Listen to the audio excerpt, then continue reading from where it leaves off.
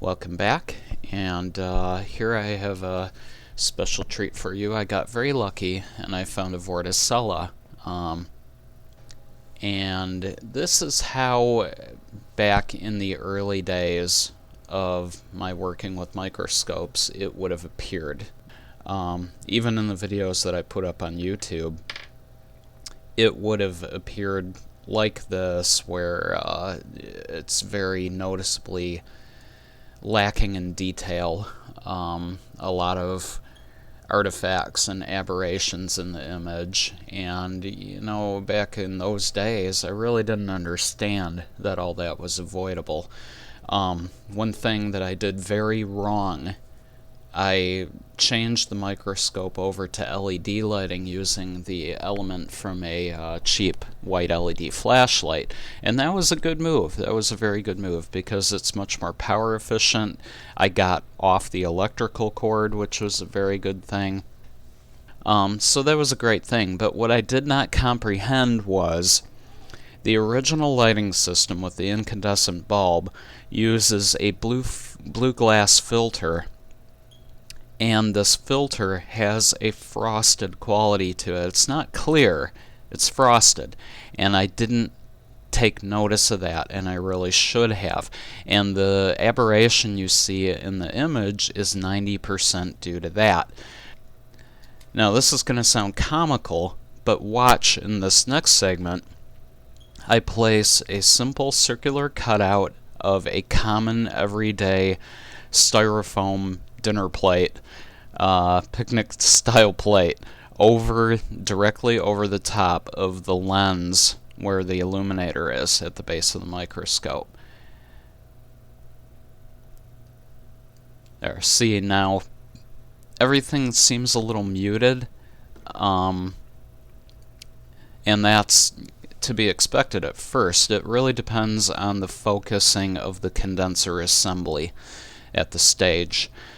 You notice as I turn it down, contrast goes up and up and up, and for the most part, all image aberration vanishes.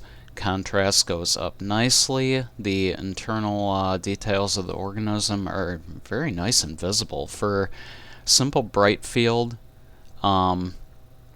it's very impressive. You notice there, I purposely disturbed the Vorticella, and their little stalk there coils up when they become disturbed. Anyway, yeah, notice the great degree of difference in the image between this and this with the simple styrofoam diffuser. Isn't that impressive? Yeah, that really surprised me when I discovered that, and I only discovered that recently. So anyway, now moving on, this is really important. This is fascinating. I had thought up until just about a week ago that darkfield microscopy was the kind of thing where you had to have all kinds of expensive specific gear, and to convert a microscope over to darkfield would be very expensive. That's not entirely accurate. Watch this. Right now, this is just the styrofoam filter, the diffuser. There's a slight kind of maybe very subtle 3D effect, but it's very, very faint. Really, it looks just, like classic bright field. But notice when I slip a disc, an occulting disc, or also known as a darkfield stop, into the light path, and then I end up with this. And notice now there's a pronounced 3D effect. I believe that this is some kind of a phase interference effect.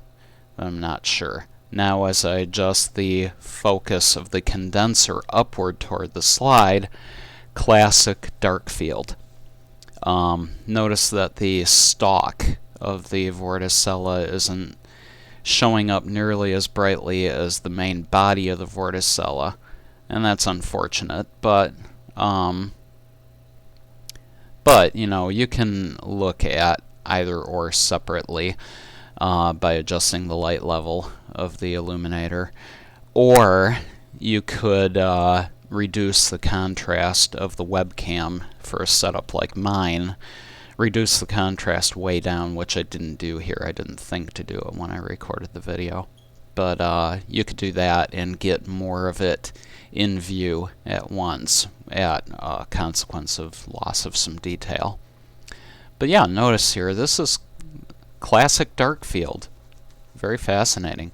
Now, if I adjust the condenser downward, there comes a point at which I'm hybridizing between bright field and dark field, and that's what you're seeing here. It almost looks like a negative image, doesn't it?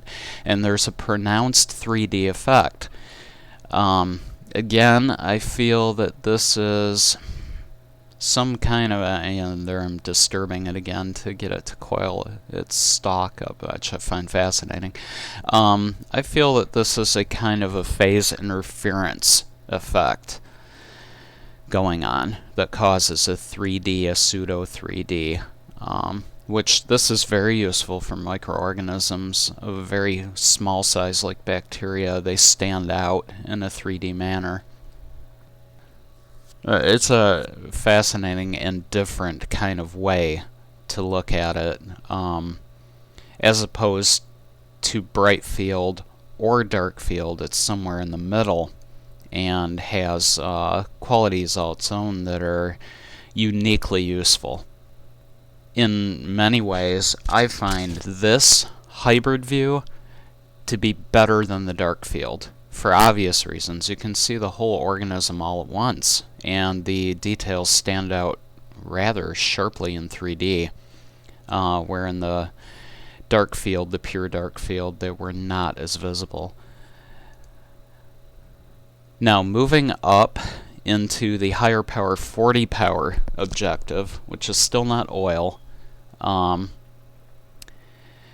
immediate effect with the condenser focused all the way up into where it was for pure dark field in the lower magnification view.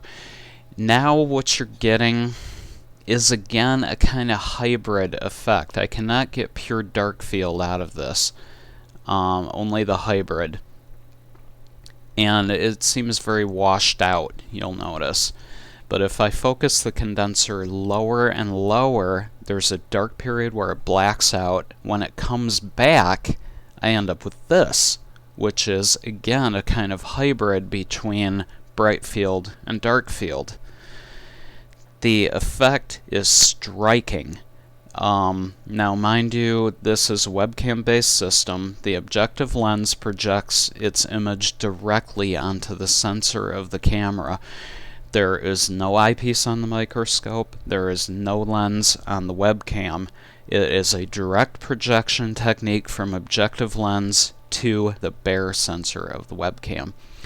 And so I don't use an eyepiece. I don't use anything visual here. This is completely a digital system. And what I have going is the brightness more or less all the way down the webcam, and the contrast definitely all the way up. And what happens is a kind of false coloring effect from the camera being very overdriven in its settings. I get some false coloring, and the contrast of detail is better than any other method. It's better than the dark field, it's better than the bright field, it's better than the lower power hybrid effect with the 3D. The level of detail is very striking. It almost comes off like one of these high dollar phase contrast or differential almost, in a way. I'm not saying it's the same, but you'll notice there is some slight 3D effect there, especially if I tune the focus just a little bit. There comes out a slight 3D effect. The contrast of detail is amazing. The sharpness is amazing. Look at all the little particles in there that you can see. It's really, really fascinating. Well, with that, I think I've talked myself out. why don't I just leave you in the moment there, and you can bask in the glory of the internal structure and motion of the Vorticella. Any questions, comments, or what have you, please feel free to post, and I will try to be helpful. And thank you for watching as always, and see you next time.